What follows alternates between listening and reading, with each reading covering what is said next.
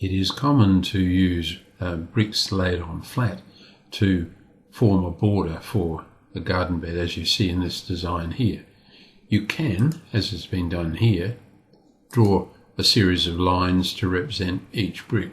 In other words, this draft does not use blocks to define each individual brick, and there's quite a lot of drafting involved in constructing the header row or the border row made of bricks in that fashion.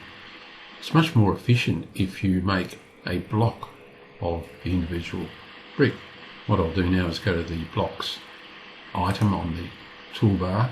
I've made one called brick. I'm going to insert the brick into this drawing, and I'm going to insert it. You can see the brick's being anchored by the top left, so I'll insert the brick at that point there, and I've made the brick a different colour, so I hope you can pick it up.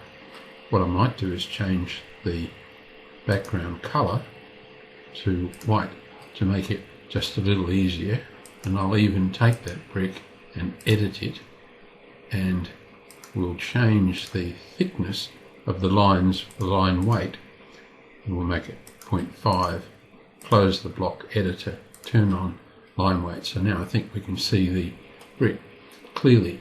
So we're now modelling the brick very accurately. Not that it wasn't modelled accurately before, but I want to show you an easier way to construct that first column in the, or first row it will be, in the header series or the border series. So now we'll go modify and array. We'll pick rectangular array. We'll have 7 rows in one column. I've just picked 7 as an arbitrary number. It may go past where we want it. We're asked to select the object. The object we're going to array or multiple copy is of course the brick. So I hit enter, and I've set a row offset of 115. The standard brick used by this construction team is 115 millimeters wide, 115 units, but of course there'll be a gap, a 10 millimeter rate gap for the joint between individual bricks. So there's 115. If you put a minus sign in front of the row offset, when we click OK, the bricks will be laid from that point down. Now we could take off one of those bricks if we wanted to, if we think we've not got the sort of result that we want, or we could make our garden bed a little wider. Clearly, we look here, we've lost our first brick because I had it selected, so I'll copy it from that point up to the end there and finish. So let's unselect all and zoom in. So you can see my bricks are slightly different to the bricks in the original one. What I'll do now is just check the original and see whether they are 230 by 110.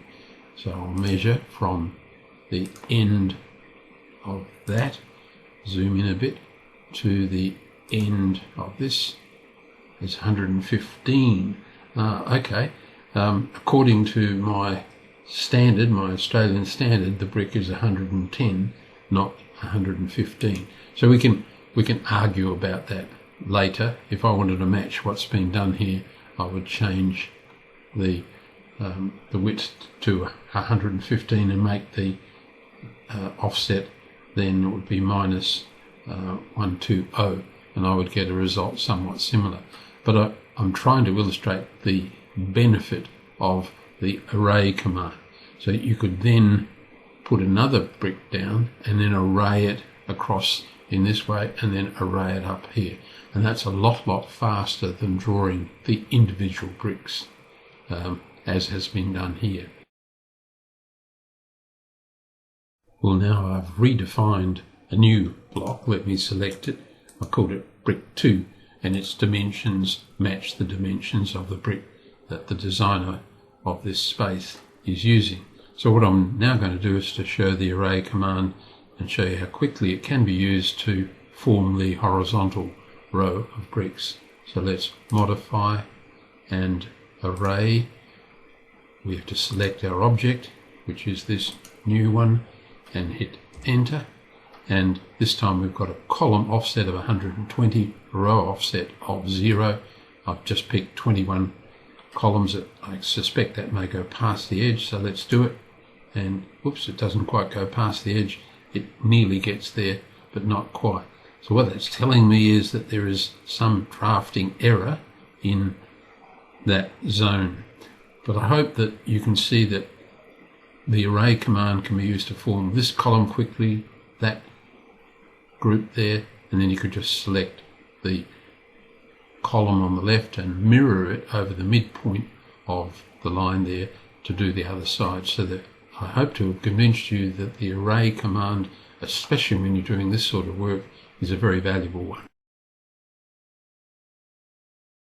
I've moved the series of bricks that we've just put on to see where things are in area. You'll notice a slight difference at the end of the designer's row and my row, and the reason being, if you look in here in the middle, there's a uniform gap through most of the gap between the bricks, but on a couple of occasions these two gaps are a little bit wider, and that pushes the original black series of bricks across. So what we're now going to do is to remove that row, and then we're going to mirror this row and put it over there. Well, we now have our bricks in place and everything is done very, very accurately. Each one of the bricks is now a block,